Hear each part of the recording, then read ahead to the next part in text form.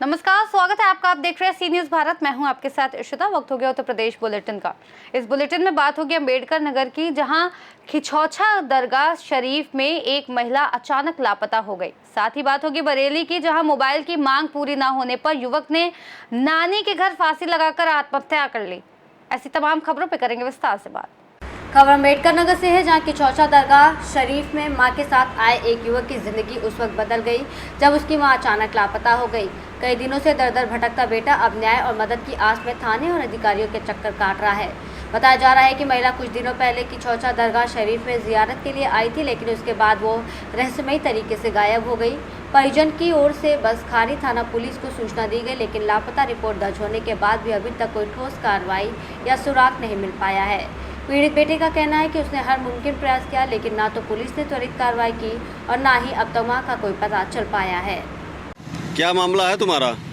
मेरी मम्मी दरगाह शरीफ से खो गई। कब आई थी दरगाह? दरगाह 20 तारीख को गुम हुए। 20 तारीख से पहले 15 दिन आई थी। तो FIR करवाए हो थाने में?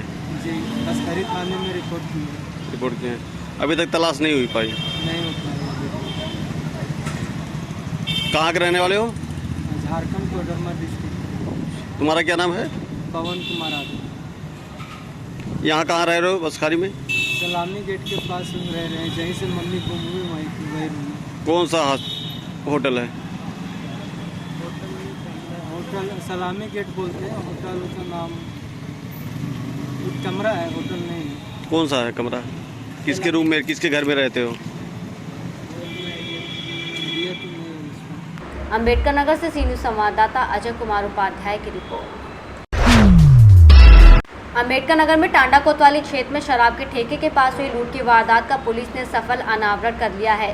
क्षेत्राधिकारी टांडा शुभम कुमार ने प्रेस वार्ता के दौरान मामले का खुलासा करते हुए बताया कि पुलिस टीम ने त्वरित कार्रवाई करते हुए लूट की इस घटना में संलिप्त अभियुक्तों को गिरफ्तार कर लिया है। गिरफ्तार आरोपियों के पास से लूट की गई नकदी जब्त कर ली गई है। वहीं CO शुभम कुमार ने बताया कि ये कार्रवाई थाना टांडा पुलिस की सक्रियता और सर्विलांस टीम की तकनीकी मदद से संभव हो पाई। पुलिस अधीक्षक केशव कुमार के निर्देशन में अपराधियों के खिलाफ चलाए जा रहे अभियान में ये एक बड़ी सफलता मानी जा रही है। पुलिस ने बताया कि अभियुक्त पहले भी आपराधिक घटनाओं में लिप्त रह चुके हैं और इनका आपराधिक इतिहास खंगाला जा रहा है। लूट की इस घटना से क्षेत्र में दहशत फैल गई थी, लेकिन पुलिस की तत्परता से लोगों ने राहत की सांस ली है। दिनांक 26/6/2025 को शाम के समय वादी श्री राजेंद्र प्रसाद मोनू थाने पर उपस्थित आए। उनके द्वारा बताया गया कि दोपहर में लगभग 2 बजे वो दुल्लापुर शराब ठेके के पास शराब ले रहे थे, तो उन्हें प्रतीत हुआ कि 3 लड़के उनकी रैकी कर रहे हैं। उसके बाद जब उन्होंने शराब खरीदी तो 3 लड़के जो अभी हमारे अभियुक्त हमने गिरफ्तार किए हैं, ये दीप नारायण शर्मा, विशाल वर्मा और विकास वर्मा, ये अपने अन्य 3 साथियों के साथ उनके पास आए और उनको डराते हुए पास के बगीचे में ले गए। उन्हें पास बगीचे में ले जाकर उनको डरा के धमका के उन्होंने पहले 1700 रुपए लगभग अपने फोन पे भी ट्रांसफर कराए और 5000 रुपए लगभग उनकी जेब से लूट लिया। इसके पश्चात उसको जान से मारने की धमकी देते हुए और उसको मारपीट के उन्होंने वहां बगीचे में छोड़ दिया। उसे हिदायत दी कि वो किसी को ना बताए। तत्पश्चात वादी हमारे थाने पर आया, उसने की प्रथम सूचना नोट कराई।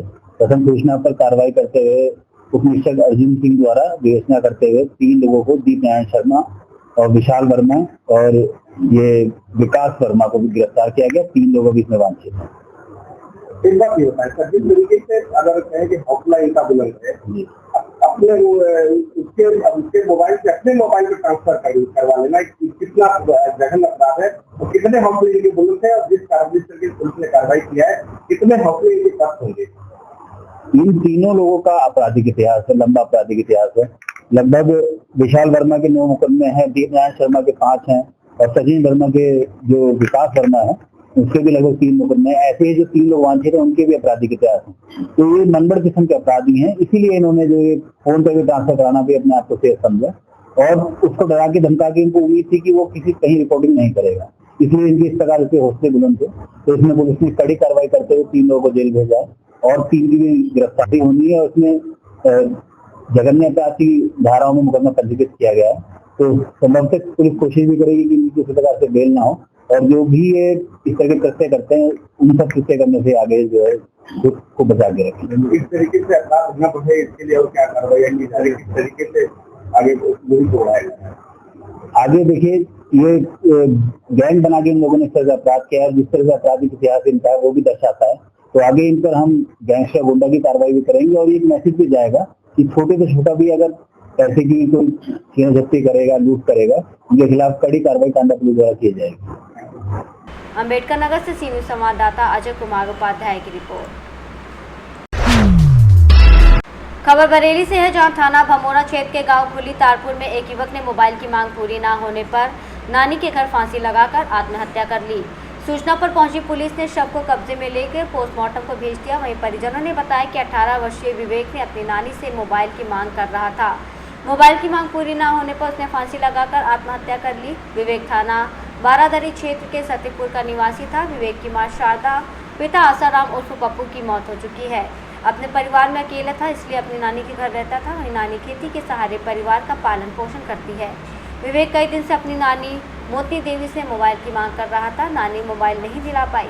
विवेक ने गुस्से में आकर शनिवार को घर के कमरे में दुपट्टे के द्वारा पंखे के कुंडा से फांसी लगाकर आत्महत्या कर ली।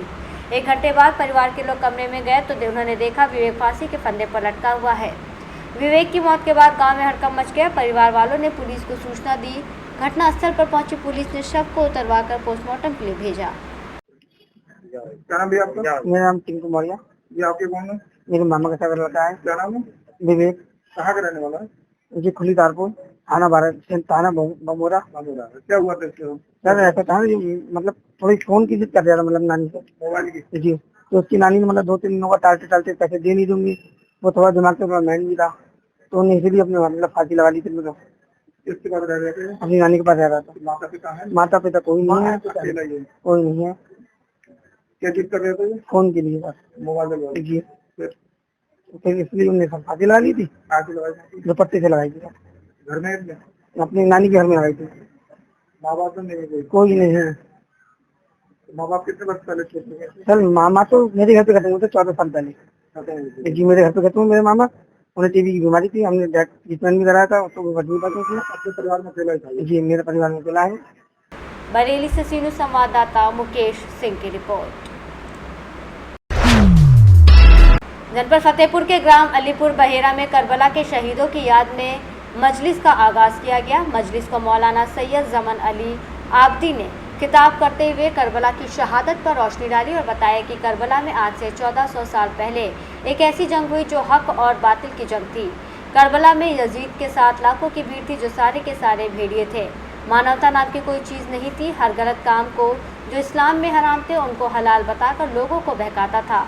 दूसरी तरफ इमाम हुसैन अपने साथियों के साथ अपने नाना के दीन को बचाने के लिए डट कर खड़े थे। इस्लाम को बचाने के लिए इमाम हुसैन ने अपने 6 महीने के बेटे अली असगर को भी कुर्बान कर दिया, लेकिन यजीद के आगे नहीं झुके।